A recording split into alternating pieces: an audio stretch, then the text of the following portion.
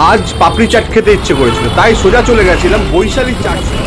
পাপড়ি চাটের দাম জিজ্ঞেস করতেই কাকা বললো, বলো 50 করে তো, ঠিক আছে দুটো বানিয়ে দাও তাহলে। পাপড়ি চাটের এক প্লেটের দাম তো আপনারা কাকার মুখ থেকেই শুনে নিলেন, 50 টাকা পার প্লেট। আমি অনেক জায়গায় পাপড়ি চাট খেয়েছি, কিন্তু কাকার হাতের পাপড়ি চাটের টেস্ট অসাধারণ, ইউনিক। 2-3 ধরনের মশলা ইউজ করে।